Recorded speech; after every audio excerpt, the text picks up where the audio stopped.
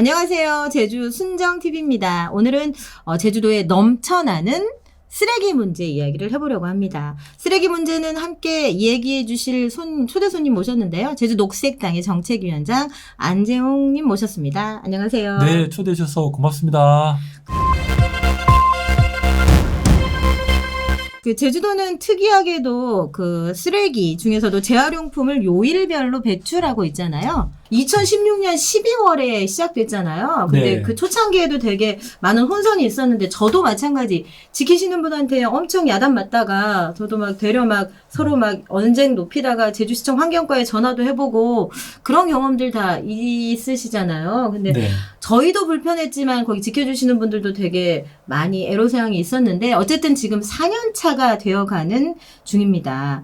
제주도 쓰레기 정책에 대해서 요일별 품목 배출에 대해서 좀 이렇게 반발이 심했었습니다. 그 대표적인 예가 있죠. 네. 쓰레기 정책에 대해서 굉장히 초창기에 문제제기를 많이 했었죠. 그래서 이 정책 엉터리다 그렇게 해서 쓰레기를 막 모아서 한목에 들고 와서 이렇게 산처럼 만드는 퍼포먼스도 벌이고 했었는데 그래서 그분들 만나보니까 제가 지지난해 한 번 더 봤었나 그랬는데 그때까지도 분노가 가라앉아 있지 않더라고요. 네. 그분들이 했던 말이 뭐였죠? 쓰레기의 모든 문제의 책임을 도민들의 도덕성과 결부시킨 게 제일 컸던 것 같아요. 마치 도민들이 다른 지역에 비해서 좀 뭐라고 하죠?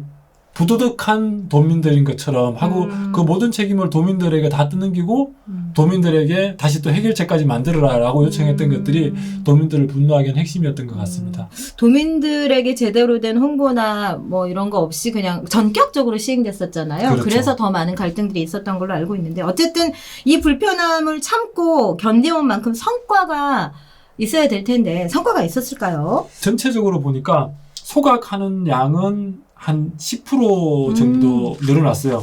하지만 매립량은 한 30% 정도 줄어들었습니다. 그리고 재활용량이 한 20% 정도 증가했고요. 그러니까 늘어난 거 줄어든 걸 치면은 전체적으로 이제 양 자체는 이전과 거의 똑같다 이렇게 보시면 될 것 같아요. 쓰레기가 줄어든 것은 아니다. 분리는 많이 하고 있다. 여기서 중요한 건 그거네요. 저희가 배출해서 라벨 다 떼고 이렇게 잘 배출해내온 이 재활용품들이 제대로 활용되기만 한다면 이 쓰레기 문제가 조금씩 개선되고 있다라고도 할 수 있겠는데 그럼 재활용 쓰레기가 제대로 활용되고 있는가를 한번 짚고 넘어가야 되겠어요. 제가 사례로 한번 말씀드리면 아까 제가 말씀드린 재활용 센터에 가서 쓰레기를 한번 버리러 갔는데 마침 수거 차량이 온 거예요. 재활용품 수거 차량이 왔는데 관리하시는 분이 품목별로 다 분리해놨어요. 그렇죠. 진짜 애쓰시죠. 네, 거기다 바닥 청소까지 다 깨끗하게 놓으셨는데 분리차가 오더니 그걸 한목에 다 싣고 가는 거예요. 그래서 제가 그 일하시는 분한테 저걸 왜 다 싣고 가요? 라고 놀라서 물었어요. 그랬더니 그분이 제가 속상해 죽겠어요. 다 분리해놔 봤자 나중엔 다 한목에 싣고 가버리니까 이걸 내가 뭘 하는지 모르겠어요. 라고 굉장히 자괴감을 느끼시더라고요. 물론 그게 한 2년 전의 일이고 제가 지난 한 6개월 전쯤에 찾아가니까 이제는 제대로 가져간다 이렇게 얘기를 하더라고요. 그러니까 한 3년 이상은 어떻게 보면 우리가 분리한 것을 일부 지역에 따라서는 따로 이렇게 분리하지 않고 다 가져간 지역도 분명히 있었다. 많았다. 네. 그러면 저희가 버리고 있는 폐 비닐이나 아니면 폐지 같은 것들이 제대로 재활용되고 있나를 한번 자료를 통해서 한번 봐보려고 해요. 네. 폐비닐 재활용업체 마당에 쓰레기들이 거대한 산을 이뤘습니다. 축구장 절반 정도에 처리되지 못하고 쌓인 쓰레기만 약 700톤. 모두 폐비닐들로 열분의 과정을 거쳐 정제유를 생산하고 있습니다. 하지만 지난 5월부터 주 소비처인 발전소에서 신재생 발전 비중을 늘려 연료를 대체하면서 이틀에 한 번씩만 공장을 돌리고 있습니다. 폐비닐은 물론 정제유 재고도 보관할 공간이 모두 가득 찬 상황. 결국 이 업체는 정제유 판매처를 확보하지 못하자 이번 달부터 행정시로부터 수거된 폐비닐을 받지 않고 있습니다. 저희 보관시설에 조금이라도 더 들어올 수 없느냐라는 얘기인데 지금 거의 이제 만장이 다 돼 있습니다. 저희들도. 제주에서 발생한 폐비닐의 60%를 처리하는 이 업체에서 비닐 쓰레기 수거를 중단하자 쓰레기 매립장에도 비상이 걸렸습니다. 폐비닐 압축 쓰레기는 계속 쌓여가고 다른 지역으로 보내 처리하자니 비용 부담은 물론 업체를 찾기도 만만치 않은 상황. 왜 판매할 곳이 없을까요? 정제유를 만들었는데 그걸 판매할 수 있는 판매처를 뚫고 줬느냐 혹은 거기에 대한 보조금을 지원했느냐 그런 정책들이 존재하지 않는다면 사실 쓰레기 정책은 없다. 이렇게 보는 것이 사실은 어떻게 맞을 것 겉으로 같아요? 보면 쓰레기가 이렇게 해결하는 것처럼 보이지만 마지막까지 그 쓰레기가 종착역이 재활용되는 것이 아니라 쌓여가고 있다라고 말할 수 있는 겁니다. 이건 해결이 아니라 방치이네요. 제일 큰 게 이제 그게 방치되고 있기 때문에 제주의 수용력에 대한 문제들이 또 동시에 나오는 것 같아요. 어쨌든 최초 문제제기로 들어가서 쓰레기를 줄이는 문제에도 노력하지 않는다면 재활용해서 이렇게 가다가 동맥경화처럼 중간에 딱 끊어버리면 이 쓰레기 문제가 전혀 해결할 기미가 없다는 거다. 그렇죠. 그렇다면 줄이기와 함께 재활용과 줄이기가 함께 이렇게 나아가야 하는 그 그렇죠. 힘이 실리는 그런 얘기네요. 이 제주도 쓰레기 문제 두고 볼 수 없다고 두 팔 걷고 나선 분들이 계세요. 바로 그 제주도 어린이들인데요. 작년 3월에 핫핑크 돌핀스와 대정업 어린이들로 구성된 제주 바다 친구들이 제주 삼다수에 직접 손편지를 보냈습니다. 안녕하세요. 저는 제주도에 사는 초등학생입니다. 방학 동안 바닷가에서 쓰레기를 주웠는데 삼다수 플라스틱 병과 비닐 라벨이 아주 많이 버려져 있었습니다. 쓰레기 때문에 남방 큰 돌고래와 바다새들이 먹이인 줄 알고 먹고 죽을 수도 있으니 삼다수 회사에서 바다에 있는 쓰레기들을 모두 주워주세요. 그리고 물병을 옥수수 전분 같은 재료로 만들어서 잘 분해되게 해주세요. 라고 어떻게 이렇게 대안까지 잘 얘기해 주었는지 모르겠습니다. 질문을 이렇게 똘똘하게 했는데 그쵸, 너무 답변은 똘똘하다. 이렇게 왔습니다. 유네스코가 인정하는 세계유일의 자연과학 분야 상관왕이 빛나는 청정 제주자연을 지키는 파수꾼으로서의 역할과 책임을 다하고 있습니다. 여기서 들어오는 게 파수꾼으로서의 역할과 책임을 다하고 있다라고 말하네요. 최근 환경운동연합에서 이런 업체들에게 플라스틱 감축 계획이 있는지 질문을 했다고 합니다. 네. 2025년까지 어떻게 할 거냐 대책을 내놔라 이렇게 했죠. 그래서 이 삼다수 회사 제주도의 직영 기업인 제주개발공사에서 답변을 보내왔습니다. 뭐라고 했을까요? 2025년까지 플라스틱 감축 계획 없어요 라고 답변을 보내왔습니다. 없다고 나왔습니다. 없다고. 네. 노력하고 있다도 아니고 플라스틱 감축 계획이 없다. 제주개발공사가 이렇게 배출하고 있는 삼다수병이 환경 성적이 어느 만큼 되는가에 대해서도 이렇게 다 이렇게 사이트에 들어가 보면 확인할 수 있다고 하는데요. 탄소 배출량 표에서 보시는 것처럼 강원 평창수, 삼다수, 아이시스 이렇게 봤는데 다른 물에 비해서 생수에 비해서 삼다수가 한 100g 정도 탄소를 더 배출하는 걸로 이산화탄소를 더 배출하는 걸로 그렇게 나와 있습니다. 그러니까 제주도라는 데는 섬이기 때문에 재료도 싣고 와야 되고 뭐도 하다 보면은 탄소 배출이 늘어날 수밖에 없는 구조예요.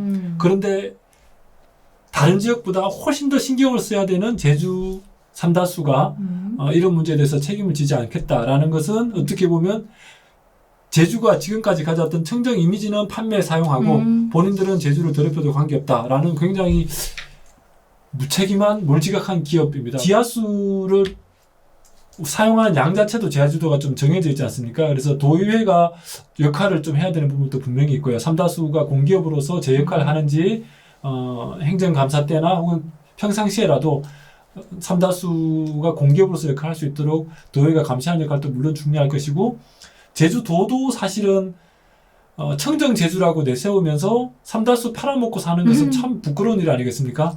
그래서 제주도도 분명히 입장을 만들어 가야 될 것 같고 도와 의회 다 책임이 있다고 보여집니다. 제가 참고로 하나만 더 말씀드리면 몇 년 전에 학생 실습하다가 현장 실습하다가 돌아가신 이민호 군 있지 않습니까? 네네네. 그래서 제가 이민호 군 돌아가신 뒤에 그 회사에서 만든 제품을 전혀 사용하지 하고 있잖아요. 그러니까 이제 되도록이면 그래도 삼다수가 밉더라도 삼다수를 먹을 수밖에 없었는데 이제는 삼다수조차 이렇게 하는 거예요. 그러면은 도민으로서 제가 강원 평창수를 사 먹는 건 좀 웃기잖아요. 그걸 물 건너 와야 되는 물인데 그래서 한편에선 제주도가 도민들의 이런 어떻게 하면은 윤리적 소비의 선택지를 너무 없애버리는 거 아닌가라는 고민들이 좀 있습니다. 쓰레기가 쌓여가는 문제, 제주도민들 입장에서는 약간 억울한 면도 없지 않지 않습니까? 한 2016년 관광객이 급증하면서 1,600만 명 이상 되면서 갑자기 쓰레기 문제가 이렇게 많아지게 된 거잖아요. 그렇죠. 그 여행객들이 많이 다니는 여행지를 지나다녀 보면 그 근처 클린하우스가 정말 진짜 넘쳐나거든요. 특히 요즘에 또 뭐 코로나19 뭐 차박족 늘어나는 문제 등등등등 경치 좋은 곳이라면 어디나 쓰레기가 산처럼 쌓여가는 모습을 보게 됩니다. 그러면 제주도의 지금 쓰레기 현황이 어떻게 되고 있는지 한번 그 실태를 한번 들여다보려고 해요. 네, 2018년 기준으로 생활 폐기물만 정리하면 뭐 산업 폐기물 이런 걸 빼고 생활 폐기물만 정리하면 2018년 기준으로 가장 적게 배출한 지역이 광주라고 합니다. 광주. 네, 1인당 0.86kg. 0.86kg이면 500ml 삼다수병 한 병 조금 넘는 거죠. 그렇죠. 진짜 조금 버리시네. 네, 제주도는 그럼 얼마나 될까요? 그거보다 조금 더? 조금 더면 좋은데 삼다수 2리터짜리 한 병 정도.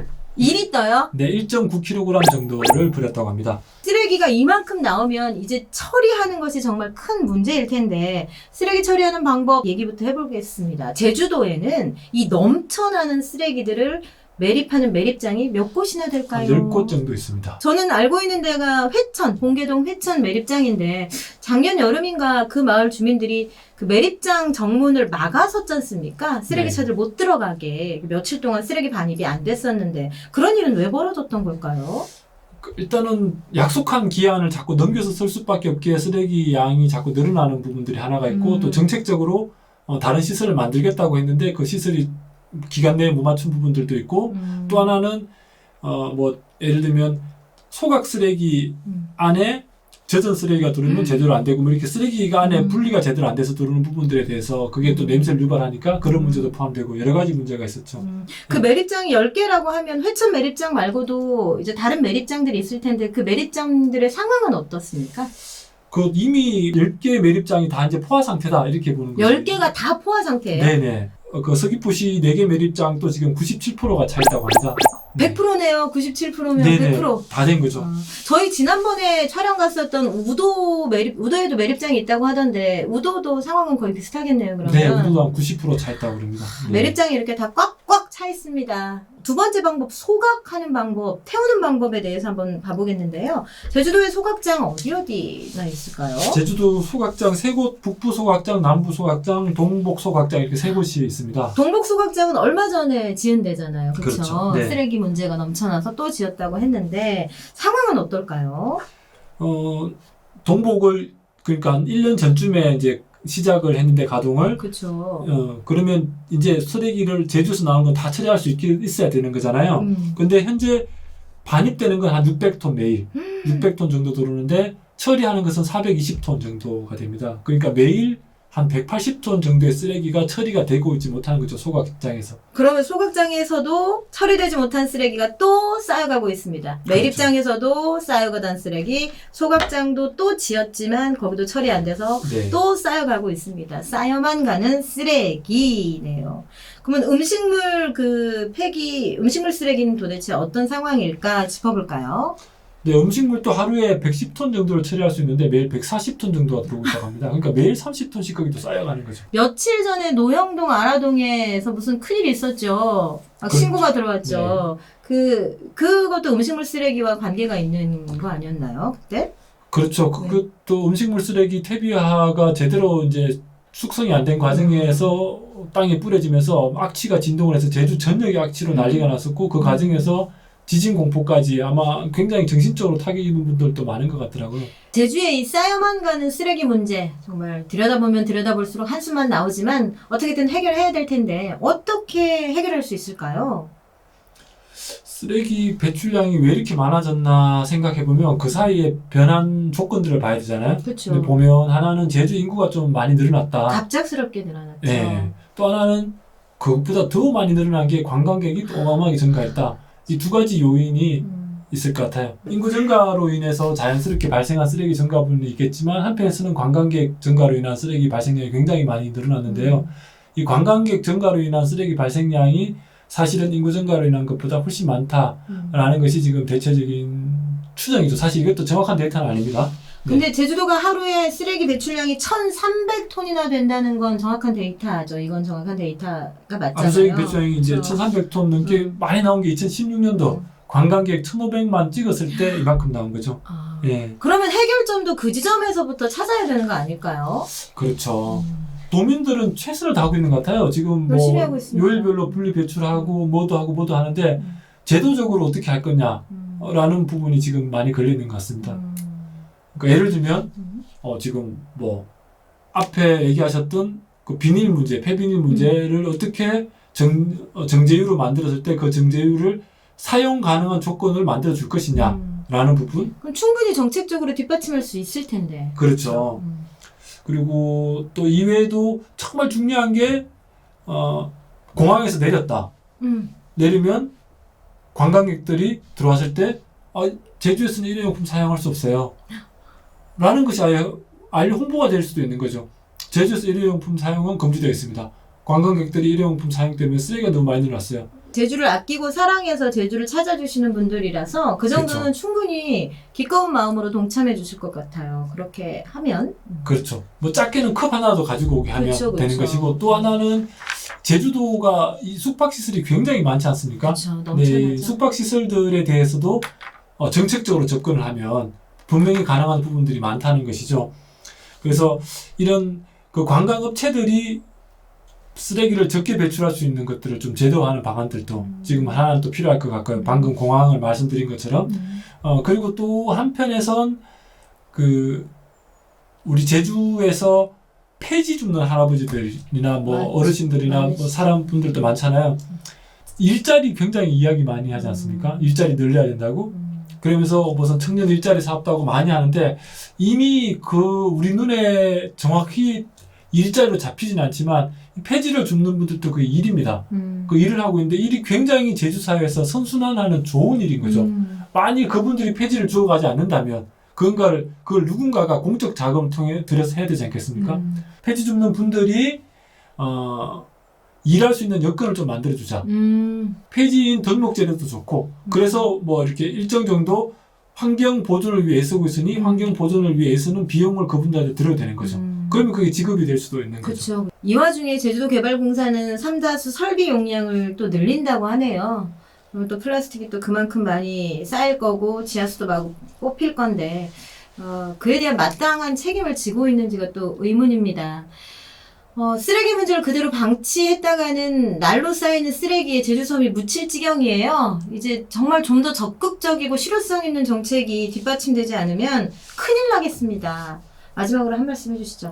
벌들이 집을 옮길 때가 있어요. 그걸 도거라고 한다고 해요. 여왕벌과 따라 나가는. 아니, 환경이 나빠서 집을 옮기는 거죠. 그래요. 네, 도거라고 합니다. 도거라고 하는데 벌들은 그 환경이 나빠져서 뭐 새로운 곤충이 나타나 자기 벌집을 괴롭힌다든지 이렇게 하면은 벌들이 다른 곳으로 집을 버리고 옮겨가 버려요. 근데 제주에 사는 우리의 제일 큰 문제는 우리도 지금 제주의 환경이 심각하게 파괴되지 않았습니까? 그치. 우리는 어디로 도구할 것이냐? 라는 질문을 좀 던지고 싶습니다. 갈 데가 없는데요. 특히 제주라는 섬에서 우리는 어디로 도망갈 수 있을까라는 걸 생각해보면 답이 좀 더 분명하지 않을까 싶습니다. 자, 정책적으로도 좀 이 제주도민들의 마음 받아 안으셔서 그냥 겉으로 이렇게 잘 되고 있다라고 이렇게 홍보하는 데만 너무 힘쓰지 마시고 실효성 있게 좀 동참할 제주도민 많습니다. 동참할 관광객들도 많습니다. 함께 해보자라는 그런 정책들 좀 더 세심하게 만들어 주시기를 거듭 부탁드리겠습니다. 오늘은 제주 쓰레기 문제 짚어봤습니다. 고맙습니다. 고맙습니다.